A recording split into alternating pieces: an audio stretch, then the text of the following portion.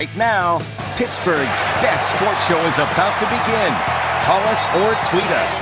We got things to talk about on the Ireland Contracting Nightly Sports Call.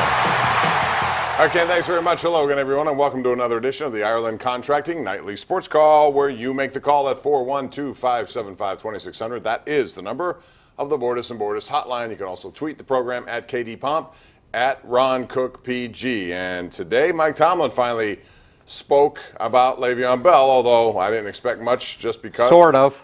He's not going to say what, I don't know what people expect him to say. He's not here. He's not worried about him. But the question remains, Ron Cook of the Post-Gazette and 93.7 The Fan, when will he show up? I put a little Twitter poll out there. 76% of the people said he's not going to show up this week. And you have to ask yourself this. Last year he showed up on Friday.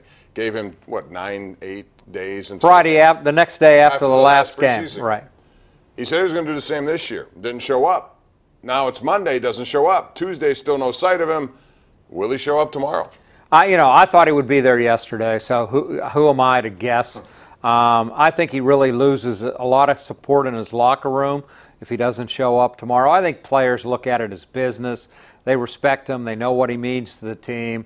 But if he doesn't show up tomorrow, I think he really loses a lot of support in his locker room. I still think he's going to show up, but like I said, I thought he would be there yesterday. If he does show up, I'd have to ask him, why would you take essentially a day and a half later? What's the point? I don't know. I don't know what he's thinking.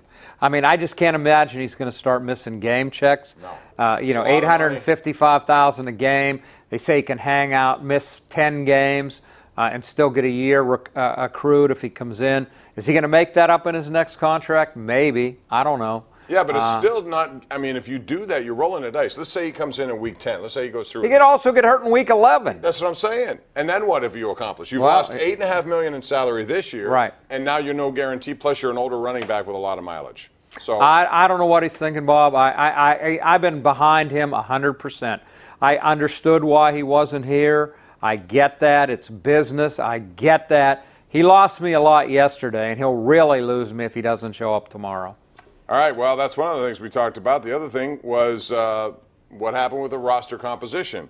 Landry Jones was released, still doesn't have a team, and it was Josh Dobbs and Mason Rudolph. And Mike Tomlin very confident with both. And just because Landry or Josh Dobbs is the backup does not mean Mason Rudolph is out of the question here, because Tomlin said so today. He said don't expect him just to get scouting reps or mop-up reps or whatever the case may be. Scouting reps, he could eventually be the guy to number 2. As it is right now, it's Dobbs. I thought Dobbs really did what he had to do, and I also thought this was not just a one-game reaction. A lot of people have come to conclude that, Ron. I thought this was a development over the course of a year, and their job is to develop players and to base it, their evaluations on that, and I think they evaluated that he came along better than they expected, therefore he was more valuable to them. I hate it. I hate to move. I like Landry Jones' experience. I know that's not a popular viewpoint in this town. The fans don't seem to like Landry, and I get it. All I know is if Ben goes down in the Cleveland game Sunday and is out for the rest of the year, it doesn't matter who the backup quarterback is.